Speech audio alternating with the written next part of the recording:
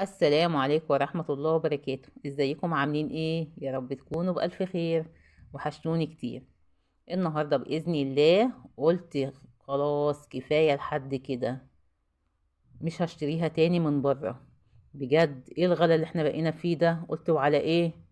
تعالوا شوفوا بقى انا وفرت قد ايه. هنحسب كل حاجة مع بعض. فيديو جميل جدا هيعجبكم فيه معلومات حلوة قوي. تابعوه للنهاية معايا كده. زي ما انتوا شايفين الفول المدشوش حوالي كيلو الا ربع من الفول المدشوش، ومعايا هنا نص كيلو من الفول البلدي المصري بتاعنا الجميل ده اللي كنت جايبه معاكم في المشتريات. هنعمل ايه بقى؟ هتشوفوا دلوقتي. اول حاجه هندمس الفول بتاعنا. الفول نقعاه من بالليل، سواء ده او ده تنقعيه من بالليل. بتغسليه كويس وبعد كده تنقعيه. وهنا كنت برضو شطفته وجبت بقى الدماسة بتاعتي وهنبدأ نحط فيها الفول. ومعايا معلقتين من العدس كده غسليهم، العدس الأصفر. لو مش موجود عندك مفيش مشكلة عادي. معايا ليمونة زي ما هي كده بقشرها، وجزرة كده مبشورة. وأهم حاجة بقى معلقتين الخل، بيفرق قوي في تسوية الفول بتاعك. ومعايا كده ايه، خدت كده يعني معلقتين كده من الفول المدشوش اللي هنقعاه. لو ما عندكيش عادي. بس واهم حاجة بقى في الموضوع هي المية السخنة، لازم تحطي مية سخنة.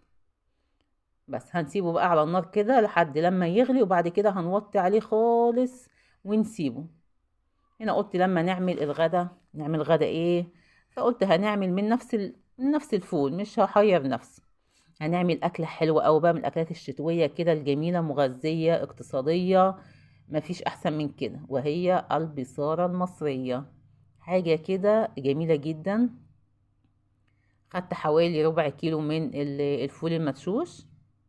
هنحط عليه بصلاية كده صغيرة، وربطة من البقدونس الكزبرة، وربطة من الشبت. بقدونس لأ، كزبرة وشبت. وقرن من الفلفل، وطماطماية واحدة. وممكن الطماطماية ما تحطهاش، بس انا بحب احطها بتدي طعم حلو. وتلات فصوص من الثوم، بس مش اكتر من كده. هي دي البصارة بتاعتنا. وكلي بقى احلى طبق بصارة. هنسيبها على النار تغلي، وبعد كده بهد عليها شوية واسيبها بقى ايه، تستوي براحتها. هنا اهو كان الفول بدأ يغلي، هنهد عليه النار خالص وهنسيبه. هياخد بقى ايه، ساعة ساعة ونص براحته خالص. بس هتاكلي احلى حبة فول. هنا كانت خلاص اللي في الوقت ده كانت البصارة استوت، وضربتها في الخلاط. بعد كده معايا بقى معلقة من السمنة، وهنعمل لها الطشة بتاعتها الحلو. معايا بصلاية. هنحمر هنا بصلتين علشان خاطر للطشة، وهنشيل حبة للوش للتزيين. هنحمر كده البصلتين تحميرة خفيفة يا دوبك، بس إيه عارفين يعني، تصفر كده ما تاخدش لون. انا معايا هنا خدت لون معايا زي ما انتوا شايفين كده. لان انا سبتها مش عارفه رحت فين وجيت، ف كانت خدت لون معايا. هي المفروض ما تاخدش لون قوي كده، خلي بالك. يا دوبك بس تصفر، بس كانت جميله يعني. هو بس فرق في اللون بتاعها، يعني اغمقت شويه. لان انا بعد ما لقيت البصله غامقه كده فيها، جيت ضربها تاني في الخلاط. ضربتها تاني في الخلاط. بعد كده هنبدأ بقى نتبلها. ملح، ومعلقة كبيرة من الكزبرة، ورشة من الفلفل الأسمر، ومعلقة صغيرة من الكمون. بس مش أكتر من كده. لو عندك مكعب مرقة خضار ممكن تحط مكعب. بس هتاخد بس غلوتين كمان وخلاص على كده. وكده كنا خلصنا بقى الغدا بتاعنا. طعمها جميل جدا، بس زي ما قلتلك حاولي ان البصلة ما تغمقش منك. هي ما فرقتش معايا، لان هي البصلة ما اتحرقتش، هي بس خدت لون زيادة. فهي ما فرقتش في الطعم، طعمها جميل جدا. بس هي ادت لون زيادة للبصار. هي لونها بيبقى افتح من كده. بس طعمها ما فيش احسن من كده، من الاكلات الجميلة قوي يا بنات. اقول لكم على حاجة والله العظيم، انا عمري ما اكلت البصارة قبل كده يعني. انا في البيت عندنا، عند والدتي. عمري ما اكلتها. يعني انا لسه عاملاها من قريب، يعني قولي من 3 سنين كده، لسه بادئه اعملها بعد ما اتجوزت. كنت اسمع عنها كتير. لحد بقى ما عرفت المكونات بتاعتها، فلقيتها مكوناتها عادية، فبدأت اعملها، حبيتها والولاد كمان حبوها، فهي جميلة جدا. هنا بقى الفول بتاعي كان خلاص استوى. بصوا بقى التكه الحلوه دي بقى اللي تعمليها بعد ما خلاص الفول استوى: نص كوبايه ميه، حطي فيها معلقه دقيق وابدأي دوبيهم مع بعض. بعد كده بننزل عليها بالفول تقلبتين كده، وبنسيب الفول ما بيكملش دقيقه بس، وبنطفي عليه. شايفين بقى القوام بتاعه؟ بتدي الفول بتاعي قوام حلو وبتديله لون فاتح. كده خلصنا من الفول وكنا كمان اتغدينا.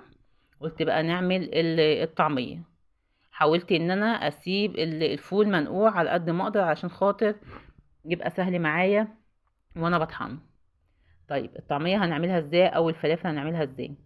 معايا نص كيلو من الفول المدشوش، هنحط عليه حوالي من 5 ل6 فصوص توم، مش اكتر من كده. ومعايا بصلايه صغيره، ما تكتريش البصل.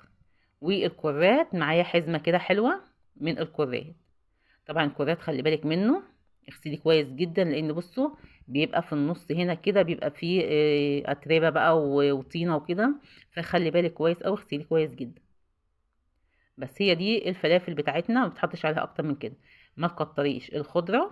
بصي يعني انا فاضل حبه كرات معايا اهو، بس برضه ما رضيتش ان انا احطهم، لان الخضره كتير هتخليها تسود معاكي، هتخليها تشرب زيت منك. ماشي.